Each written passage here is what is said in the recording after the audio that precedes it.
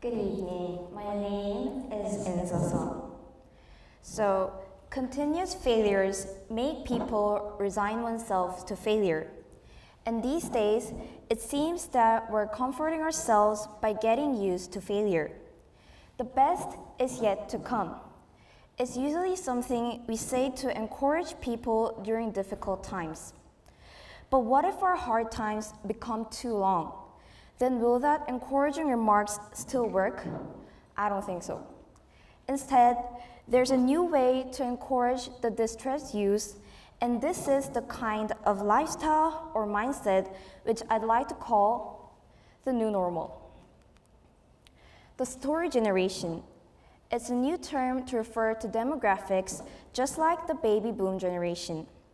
Then what does the word satori mean? It's a Japanese word which can be translated into enlightenment. Yes, the same enlightenment Buddha experienced. Does this mean that this generation is a bunch of monks? Of course not. They're called the Satori generation because they are content with what they have right now. Their materialistic expectations are much lower than other generations. A closely related term to the Satori generation is Freeter. This word is a combination of free and Arbeiter, which is a Japanese-style word of part-time jobs. Freeters do not strive to have permanent jobs. They make a living by working as part-time workers in convenience stores and restaurants. Murata Sayaka's book, Konbini Ningen, is a story about this kind of people and the pervasive atmosphere of despair and resignation throughout the story shows what our current society looks like. The Satori generation was born and raised just before and during Japan's economic bubble burst. Their teenage days were the lost years of Japan. Spontaneously, the characteristics of this generation started to resemble the socio-economic situation of Japan. Well, it might be hard for us Koreans to sympathize with the Satori generation because for us, our lives are a series of competitions. However, we are quite similar to the Satori generation, and here's why. We pursue stability than change. Take a look at this graph. It's a survey result of Korean teenagers' preference for jobs. Teachers, government officials, which doesn't guarantee high wages but does guarantee a retirement age of 65 ranks as first and second. One reminder, in Korea, if your retirement age isn't guaranteed, you can lose your job anytime. This result is because of the pressure given by our socioeconomic structure.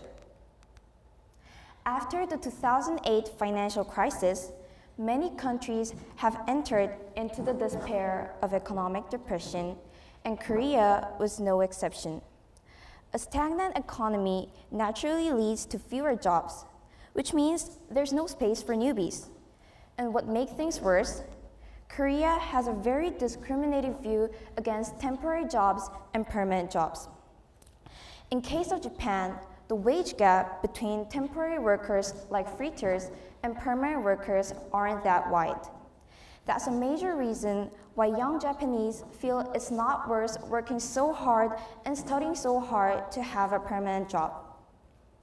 But it's a super different story in Korea. Last year, the wage gap between permanent and temporary workers was 1.5 million won per month.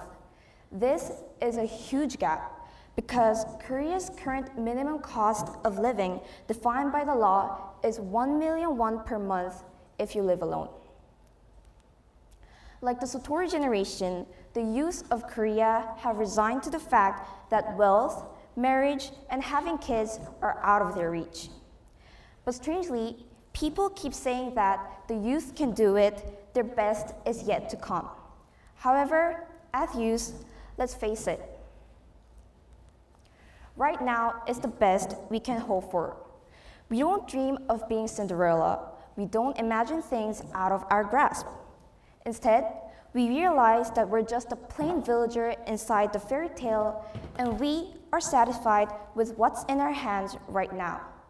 Today, we are content with our best, the new normal. Thank you.